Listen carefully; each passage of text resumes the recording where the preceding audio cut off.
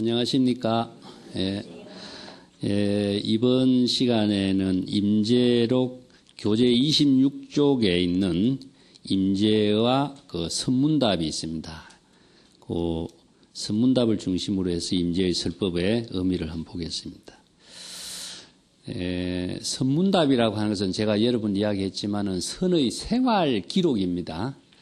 우리가 불법이라고 하는 것은 지식으로 이해하고 객관적으로 아무리 많은 것을 소화한다고 해도 자신의 생활 속에서 작용할 수 있는 능력이 없으면은 아무런 의미가 없어요.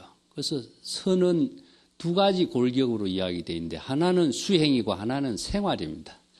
그래서 선문답이라고 하는 것은 생활의 기록이기 때문에 생활 속에서 대화를 통해서 자연스럽게 지혜로운 불침의 지혜로운 생활이 어떻게 이루어졌는가.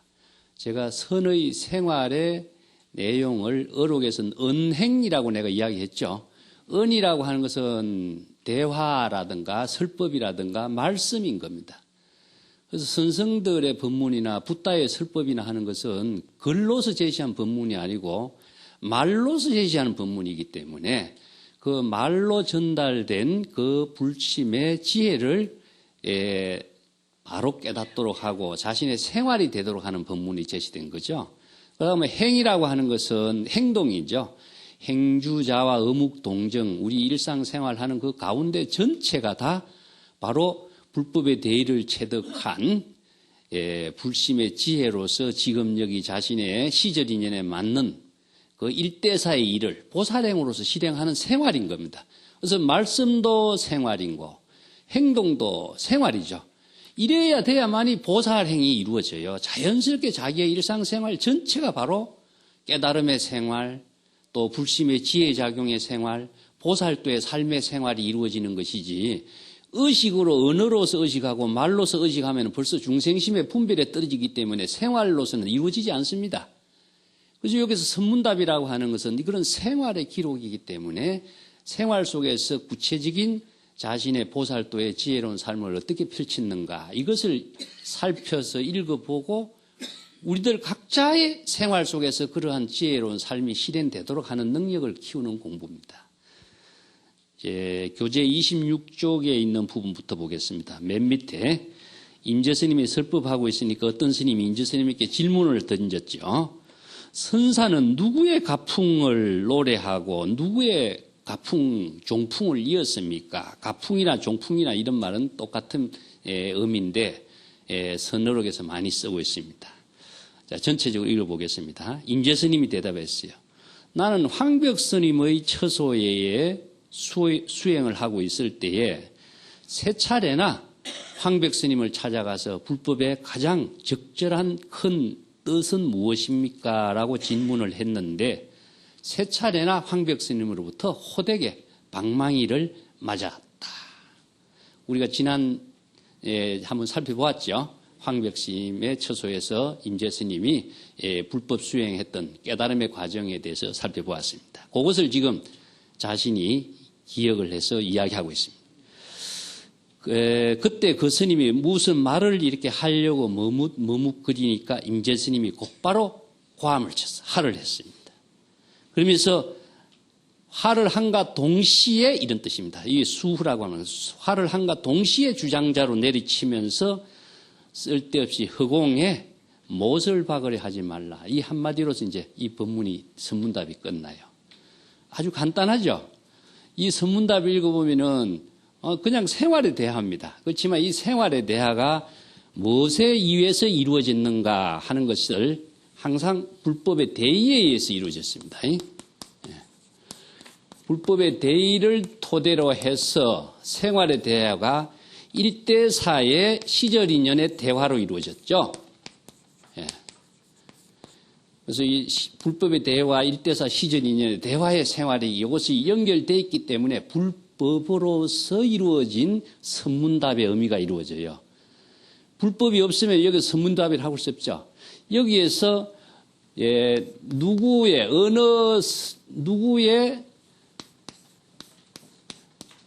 곡에 맞추어서 스님은 법을 설하고 있는가. 누구의 가풍에 의해서 법을 쓰라고 있는가. 이 두 가지가 여기서 중심이 되어 있는데, 자, 이것을 묶어봅시다. 여 가라고 하는 것의 의미는 무엇이냐 하면은 중국 선생들은 선문답을 하면서 경전의 언어를 토대로 하지만은 경전의 언어를 가지고 하지 않고 자신들의 언어로 완전히 바꾸었다 그랬죠. 집이라고 하는 말은 무엇이냐? 대가라든가 일가견을 이루었다든가 하는 말은, 집이라고 하는 말은요, 근본이라는 뜻입니다. 본래란 뜻이에요. 경전의 의미로 둔다면 이것은 무엇이냐 하면은 이려, 불이, 여여, 불심의 세계를 집으로 표현합니다. 그러면 이것은 불심의 입장이기 때문에 불법의 근본을 집으로 표현해요. 그 다음에 집하고 차별적인 언어로 제시하는 것은 뭐냐면 숲입니다. 숲. 집에서 외출을 하는 거죠. 이건 이제 집에 들어갔으면은 자기의 불심, 본래심이 되고, 집을 벗어나면은 어떠냐면 중생심이 돼요. 그래서 뒤에 임재록 법문에도 보면은 가사와 도중이란 말 씁니다. 임재에서는 가사. 가사라고 하는 것은 집이란 뜻이고, 도중이라는 것은 길이란 뜻입니다. 길에서 있는 입장하고 집에서 있는 입장을 그렇게 해서 나누어 놓고 있어요. 그래서 집은 항상 본래의 입장이기 때문에 집에서 읊은 곡은 무엇이냐 하면은 이것은 법이에요. 우리가 노래를 부를 적에 곡이 있으면 뭡니까? 곡조에 맞춰서 우리가 노래를 부르죠. 이 곡이라고 하는 것은 많은 사람들이 함께 그 노래를 똑같이 부를 수 있는 기준을 설정한 거예요. 이 때문에 불교에서는 뭡니까? 깨달음의 경지의 불법을 어느 스님의 불법을 배웠는가. 이것은 이제 다른 말로 한다면 종지의 입장입니다. 종지고. 항상 근본. 그래서 불법의 근본을 노래로 표현했지만 불법의 대의가 기준이 되어 있어요. 아무렇게나 누구 마음대로 자기 자신이 주장한 대로 어느 스님의 법문을 바로 받았다고 한다면 그 스님의 이야기일 뿐이지 불법하고는 전혀 관계가 없는 것이돼요. 이 때문에 어느 스님이, 황벽 스님이 불법의 대의를 체득했지만은 황벽 스님이 불법의 대의를 자신의 안목으로서 펼쳐낸 법문이 무엇이냐? 황벽 스님의 종지예요. 이걸 종지라고 합니다. 이게 황벽 스님이 자신만이 독자적인 능력으로 안목으로 펼치는데 그 독자적인 능력과 안목이 불법하고 관계없는 법문을 펼친다면은 황벽신 개인의 이야기인 것이지 불법의 이야기는 안 돼요. 그래서 불법의 곡이라고 하는 것이 뒷받침해 주는 겁니다. 그래서 모든 법을 뒷받침해 주는 것이죠. 그 다음에 가풍은 무엇이냐면 이것을 종풍이라고도 이야기하는데 풍이라고 하는 것은 무엇이냐 하면요. 자, 이것은 시절 인연에 따른 겁니다. 바람이라고 하는 것은 어떻습니까? 우리가 바람이 불 적에는 시절 인연의 환경에 따라서 바람의 방향이 바뀌기도 하죠.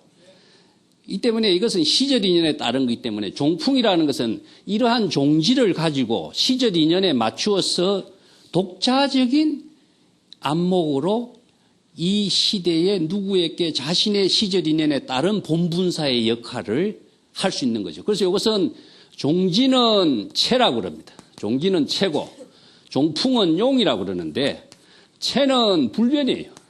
이 법이 바뀔 수는 없어요. 그래서 불법의 대의라고 하는 것은 바뀔 수가 없는 거고 수연이라고 하는 것은 시절 인연에 따른다는 거예요. 이 기실론의 논리로서 이루어지는 겁니다. 인연에 따른다.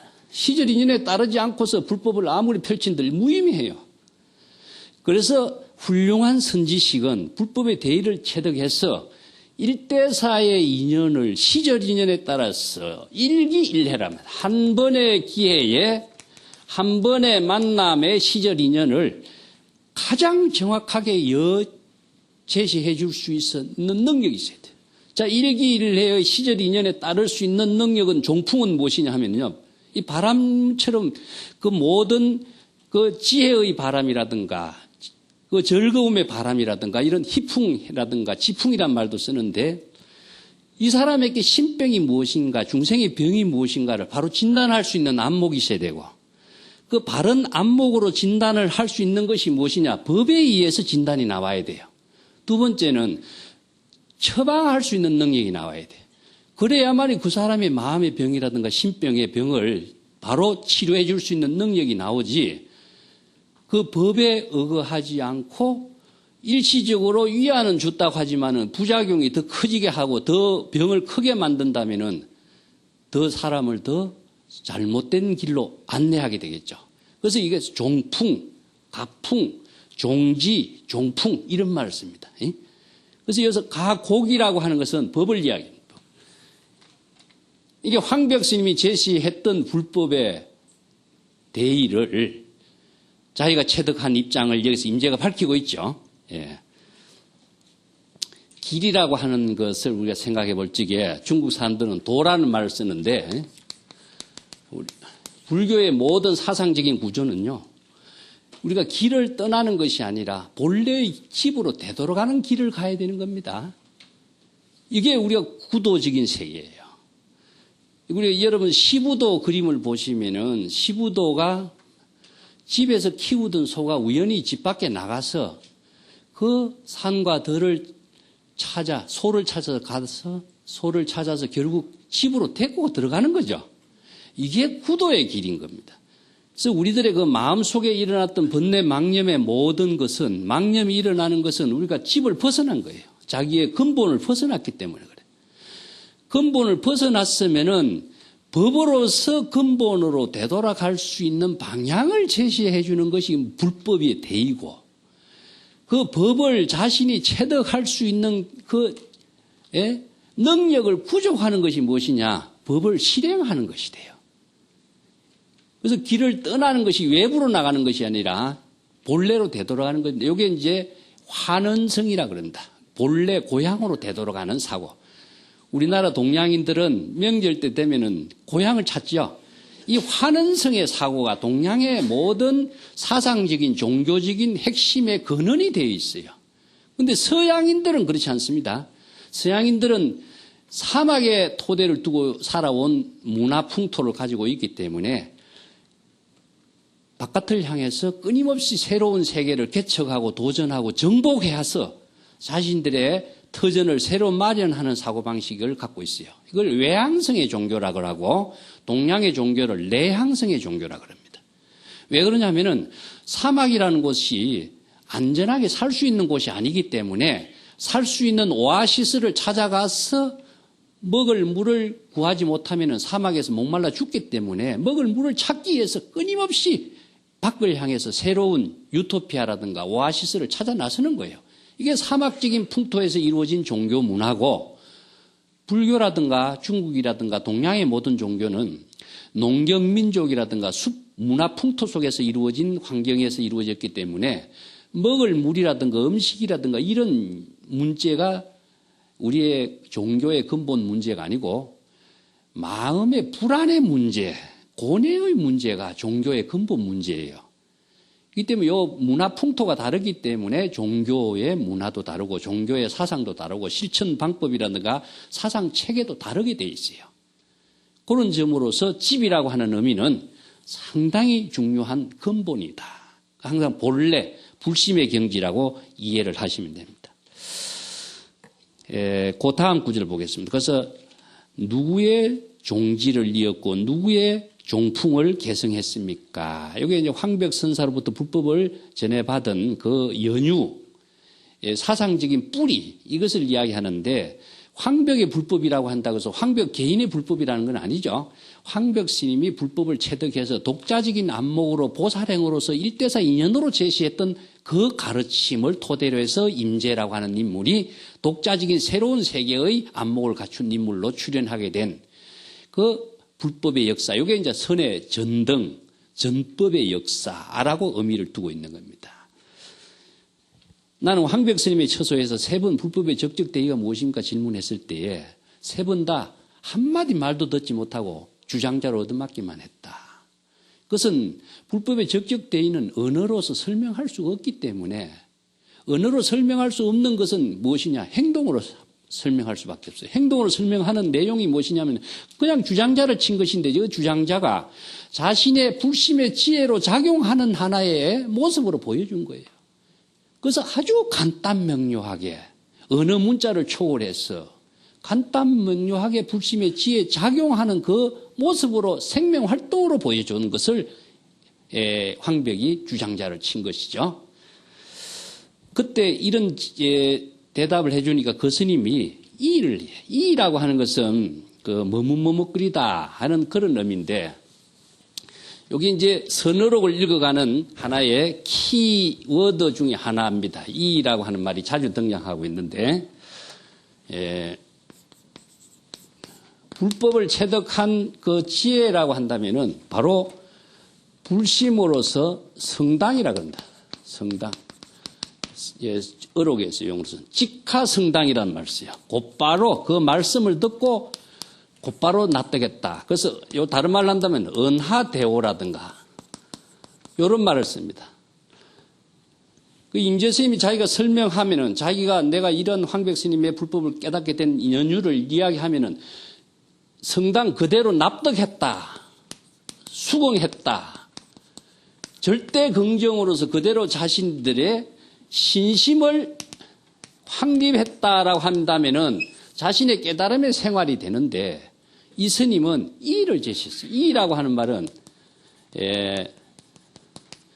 선문답을 하는 것은 우리가 기록된 것이지만은 그 임재 스님과 두 스님과의 대화 가운데서 직접 언어와 행동을 직접 서로 보고 있기 때문에요. 이분이 대답을 하는 행동과 말의 어감이라든가 표현이라든가 이것을 바로 직접 보고 있잖아요. 여러분들 자신 없게 이야기하는 사람의 얼굴 표정 보면 어떻습니까? 야, 벌써 직감적으로 느끼잖아요. 이게 선문답은 이게 직감적으로 느끼는 것이에요. 그걸 진단해버려요. 바로 시간의 차를 두지 않고 바로 진단을 해버리기 때문에 이라고 하는 것은 머뭇머뭇거리다 뭐뭐 하려고 하다라고 하는 것은 중생심이 되어버립니다. 중생심은 심의식의 작용인데 이 불교 철학에서 꼭 이걸 알아둬야 됩니다. 심의식의 작용으로 이루어지는 것을 이라고 합니다. 그 불심의 작용이라고 하는 것은 심의식의 작용이 초월된 경지. 바로 그대로서 불심의 지혜의 작용은 그대로 행동과 생활로서 이루어지는데 중생심의 작용은 무엇이냐? 의심이 간다든가 불신을 한다든가 좀 다시 한 번 더 그 납득이 되지 않는다든가 이러면 무엇이냐 하면은 마음으로 이런저런 생각을 하는 요건 망심이 일어났다 하는 겁니다. 이라고 하는 것은 자기 의지대로 이것저것 생각했다. 감정적으로 이것저것 생각했다. 이런 의식이 발동하면은 벌써 여기에 지금 선성에 바로 제시된 법문을 자기가 소화시킬 수 있는 능력이 없는 모습이 드러나게 돼요. 이것이 바로 중생심의 작용으로 심의식의 작용. 식이라고 하는 것은 분별입니다. 분별. 좋고 나쁜 분별, 기쁘고 나쁜 분별, 선과 악에 대한 분별, 분별심이 작동하면 벌써 마음이 갈라지게 되죠. 이런 마음의 작동을 의라고 해요. 그래서 의심적차라든가 동념적계라는 선어록으로도 쓰는데 의가 머뭇머뭇거리면서 그 말을 그대로 확신을 갖지 못한 행동과 모습이 나타나면은 바로 임재가 뭐가 들어갔죠? 할이 들어갑니다. 이 할은 어떤 할의 작용이냐? 할의 작용이요. 두 가지 기능이 있다고 내가 전에도 이야기했습니다. 머뭇머뭇거린다라고 하는 것은 벌써 중생의 병에 떨어진 거예요. 중생의 신병에 작용하고 있는 모습이기 때문에 이 병을 차단시켜줘야 되겠죠. 그래서 선성들의 진단과 지혜로서 불법의 지혜로서 진단하는 작용이 지혜고 불법의 지혜로서 처방해주는 작용도 바로 자비예요. 그래서 지혜와 자비가 기능의 역할이 어떻게 이루어지냐 하면은 살인도와 할인금이란 말을 써요. 그래서 씁니다. 네. 자, 뒤에도 나옵니다만은 살인도, 할인금이란 말을 써요. 살인도, 할인금이라고 하는 말이 따로따로 작용한다면은 작용하는 사람이, 사용하는 사람이 벌써 차별 경계에 떨어져요. 살인도 쓰고 할인금 쓰고 두 개의 칼을 쓰면 어떻습니까? 차별에 떨어지죠. 이 살인도부터 쓰고 활임금을 써야 되겠다. 이렇게 하면은 사용하는 사람이 벌써 중생이 돼버려요. 그렇기 때문에 이것은 불의로 써야 돼요. 불의 보면 어떻게 써야 돼요? 할 하나로 한 겁니다. 할. 예? 이 할 하나로서 이 두 가지 기능을 살리는 역할을 해요. 아시겠죠? 그래서 어느 문자로 쓰면은 살인도를 써야 되고 활임금을 써야 되고 두 가지의 차별 경계에 떨어진 경계를 쓰지 않을 수가 없어요. 그래서 방망이질을 한다든가 할을 한다라고 하는 것은 언어 이전, 사량 분별 이전, 불심의 지혜 작용의 이 세계를 시간적인 오차 없이 그대로 작용할 수 있는 힘을 펼치는 방법이 중국 선성들은 할을 쓰게 된 거예요. 그 다음에 주장자라든가 도구라든가 이 법음이라든가 이런 본래심의 작용으로서 이것을 바로 제시해버려요. 그래서 하나는 살인도는 무엇입니까? 여기서 선병을 치료해줘. 이 사긴의 그 머뭇머뭇거리는 심의식의 작용으로 일어나는 선병을 차단시키는 작용을 했죠.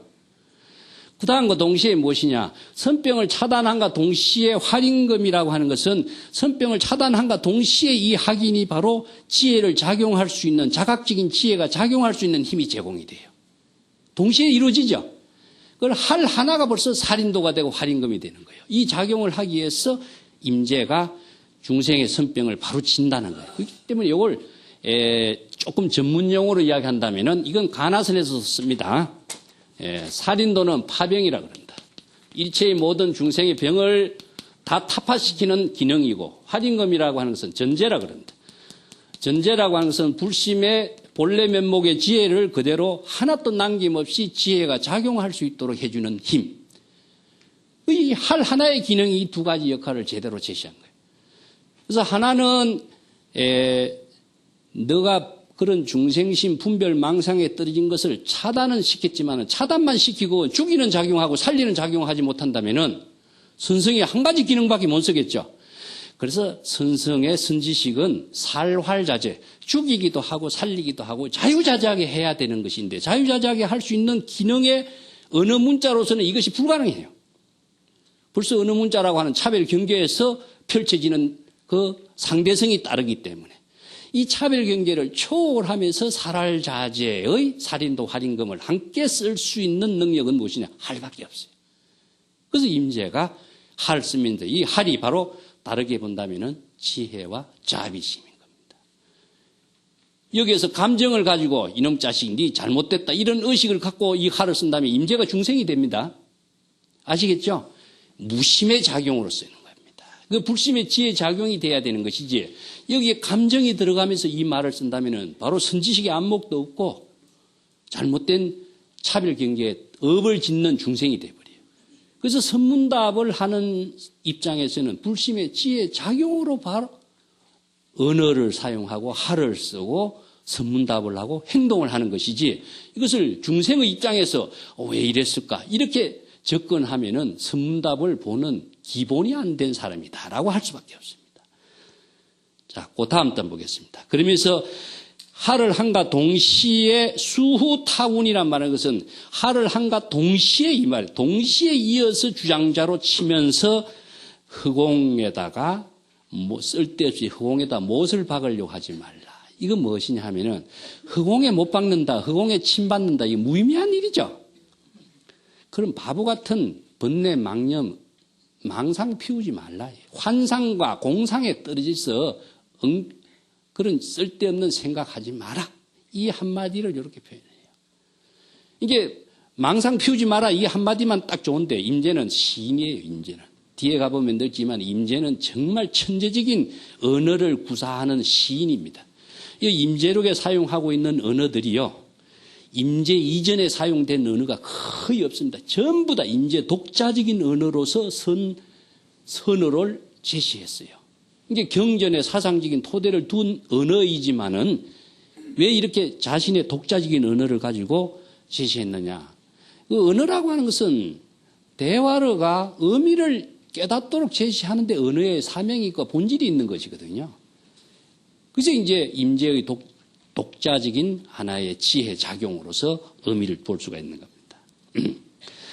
그 임재의 구법 이야기에는 지난번에 살펴본 것처럼 교재 307쪽에 보면은 임재가 황백 스님을 찾아가서 불법의 적적 대의가 무엇인가 하는 이야기는 한번 살펴봤습니다. 자, 다음 대화로 넘어가겠습니다. 28쪽에 보게 돼요. 자, 어떤 좌주 스님이, 강사 스님입니다. 좌주 스님이 임재 스님께 질문을 했어요. 부처님께서 49년 내지 45년 동안 설법을 하신 삼성 12분교. 삼성 12분교라고 하는 것은 성문영각 보살을 위해서 불법을 설했거든요. 부처를 위해서 법을 설하지는 않으며 아시겠습니까? 그렇기 때문에 불교에서 이야기하고 있는 삼성은 성문영각 보살을 위해서 설법을 한 겁니다. 부처는 지혜로운 삶을 실현하는 일대사 인연을 실행하는 그 작용을 부처라고 하기 때문에 부처를 위해서 법을 설하는 거예요. 그래서 이제 안목 갖춘 사람에게 법을 설할 필요는 없어요. 법을 설한다라고 하는 것은 법을 깨닫지 못한 사람을 위해서 펼치는 지혜와 자비의 작용인 것이지 법을 안 사람들에게서는 법을 설할 필요 없어요. 그래서 시인에게 시를 논하지 마라 이런 말을 써요. 그래서 자비심이라고 하는 것은 이런 중생과 불법을 체득하지 못한 사람에게 펼치는 하나의 보살도인 거다. 그래서 성문영각 보살성. 성문영각은 이성이라고 하고 보살은 대성이지만 아직까지 완전한 작용 지혜를 펼칠 수 있는 안목이 구족되지 못했기 때문에 이 삼성이라고. 그래서 삼성 12분교.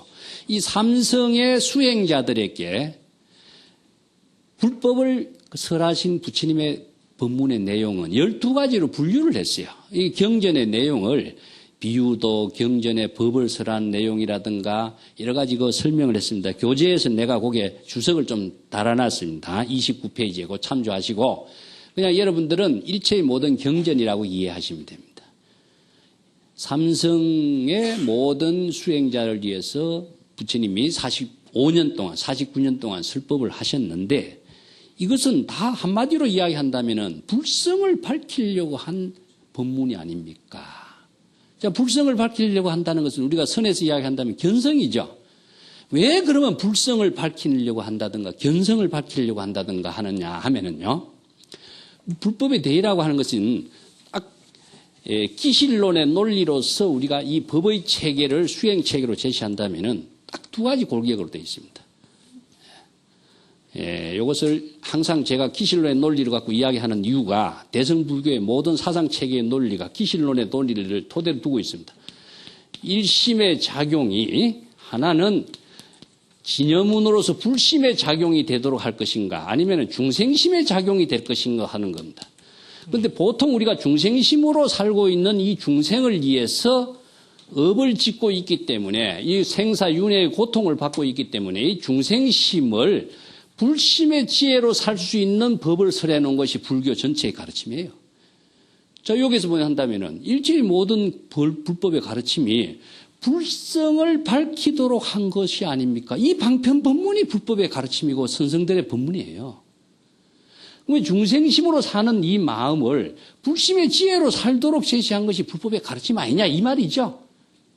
이 때문에 우리가 선에서 견성성불을 해라 하는 이유가 중생심으로 살지 말고 불심의 지혜로서 살도록 하라. 이 말과 똑같아요.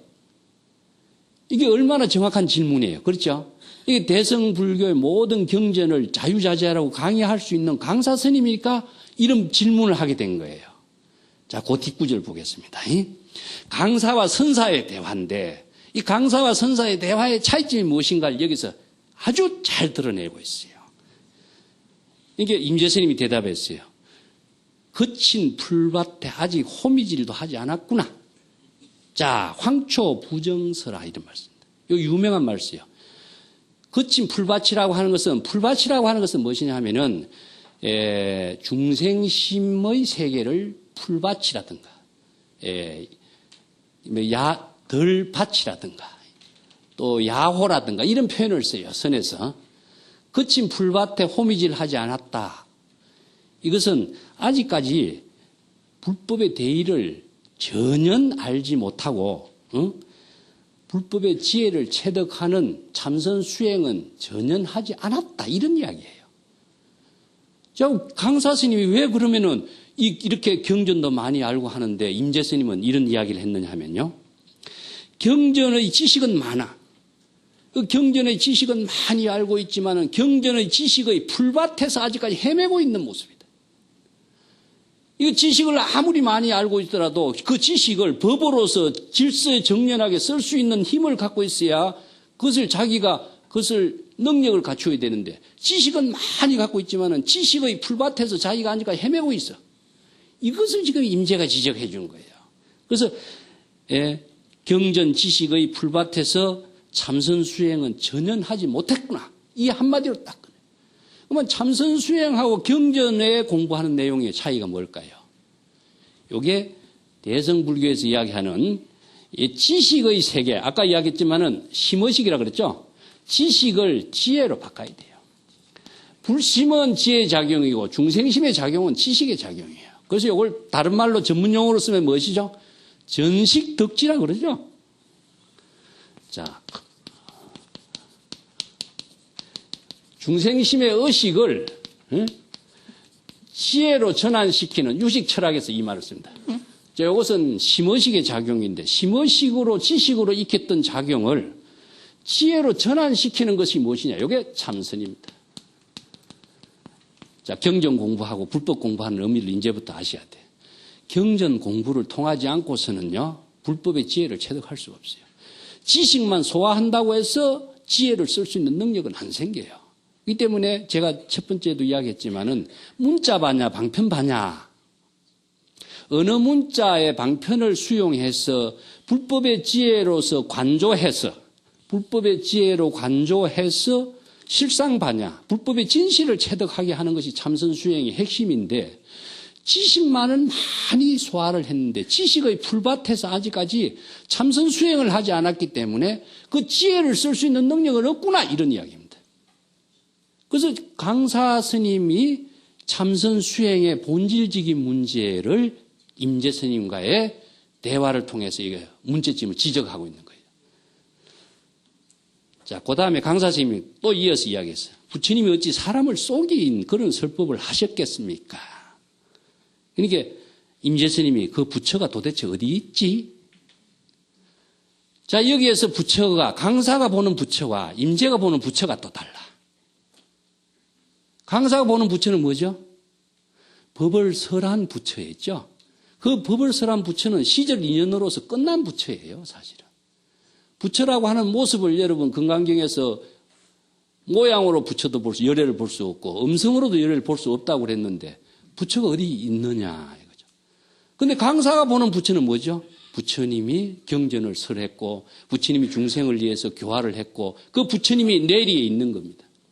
그 부처는 어떤 부처냐? 경전에 설법했던 옛날 과거의 부처의 환상적인 부처예요.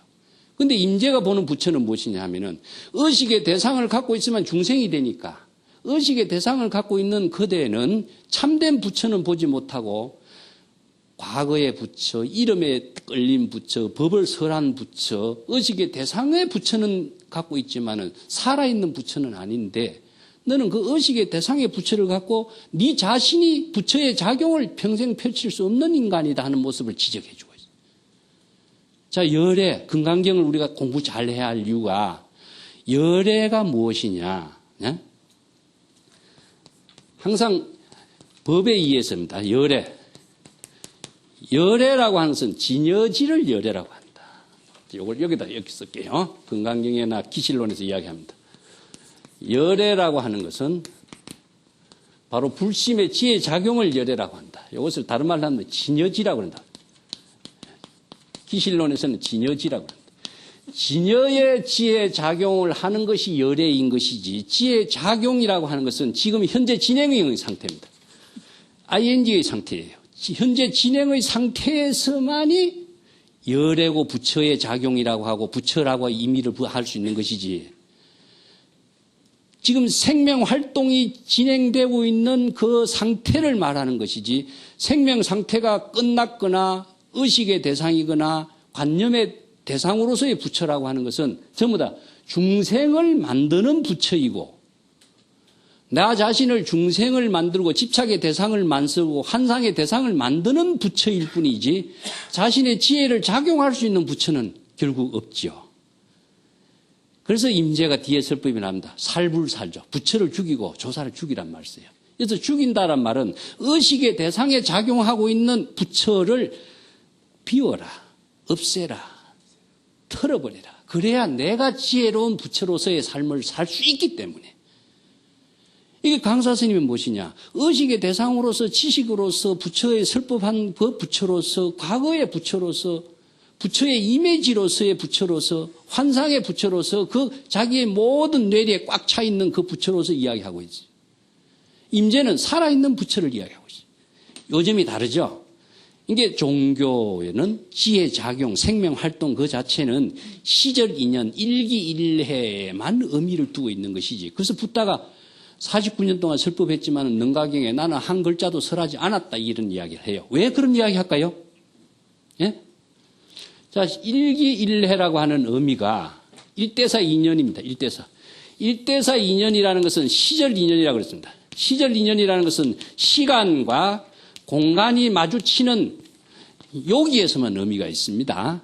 시간과 공간이 마주치는 요 시점에서만 의미가 있는데 여기에서 생명, 열애의 지혜 작용으로 생명 활동이 살아나는 것을 열애의 지혜와 자비심의 작용인 것이지 시절 인연을 떠나서 이것은 의미가 없어요. 그래서 붓다가 49년 동안 설법을 했지만은 어떤 진리를 붓다가 만들어서란 것은 없어. 그래서 불교가 잘못 이해하는 사람은 불교의 진리를 부처님이 만들어서 제시한 것처럼 생각한다면 이건 불법이 잘못하는 거예요. 우주에 편만되어 있는 대자연의 진실 그 자체를 붓다의 지혜로서 그대로 깨닫고 발견하고 그 진실을 바로 알도록 하고 바로 보도록 하고 깨달아서 그 진실과 함께 된 삶을 실행하도록 제시한 것이 불법인 것이지 길을 붓다가 만든 것이 아니라 있는 길을 바르게 갈 수 있도록 제시한 것이 붓다의 가르침의 의미예요. 이 때문에 한 글자를 설하지 않았다는 것은 불변의 법칙으로서 남길 불법이라고 하는 건 없어. 그래서 금강경에서 무실무어란 말 씁니다. 고정된 실다운 법이라고 하는 것도 없다. 안욕따라 삼약삼불이나 부처나 열애나 무실무어라. 실다움도 없어. 어떤 실체로서 남겨둔다면 불법이 아니라 그래서 실다움이 없다라고 하는 말로서 금강경에 제시한 말이 무엇이냐면은 무주, 무상, 무박, 무념, 무라는 말을 통해서 일체의 모든 것을 다 부정시켜요. 부정시킨다고 해서 허무가 아니라 부정시켜야만이 내 진실을 살릴 수 있는 힘이 작용하기 때문에. 그렇기 때문에 무어란 말씀입니다. 그 금강경에 무실무어란 말이 딱 2번 나옵니다. 네, 무실무어란 말이 나오는데 일체의 모든 것을 다 비우기 때문에 이것은 공이고 이건 불공이라고 그러는데 나중에 다음에 설명을 드릴게요. 기실로의 논리에서는 그렇습니다. 이걸 다른 말로 한다면 진공이고 묘유예요. 묘유의 지혜작용을 살리기 위해서는 일체의 모든 것을 비우지 않으면서는 포기하지 않고서는 묘유의 작용이 불가능해요. 그래서 이 법문을 제시한 겁니다. 부처가 어디 있느냐? 너는 환상의 부처에 끄달려가 있고 지식으로 알고 있는 경전과 부처의 말에 끄달렸지 너 자신의 부처라든가 지혜의 작용이라고 하는 것을 어떻게 그렇게 해서 살릴 수가 있겠느냐? 이걸 그대로 제시해주고 있어요. 그러니까 자주가 그때 그 말을 듣고 말을 하지 못했어. 할 말을 잃어버렸다 이거죠. 할 말이 없기 때문에 말을 못한 거예요. 그래서 임재선사가 마지막에 한 말이 왕상시 그 지역의 그 통치권자죠. 통치권자가 초청해서 법문을 했으니까 왕상시 앞에서 노성을 속이려고 하지 말라. 속히 물러가라. 다른 사람이 법문을 청하는 것을 방해하지 말라. 그런 엉터리 불법을 가지고 제대로 불법 수행을 나한테 와서 이야기하지 마라. 자, 항상 여기에도 이야기한 것처럼 번뇌 망념을 없애고 불성을 밝히려고 하는 것 자체가 뭐냐?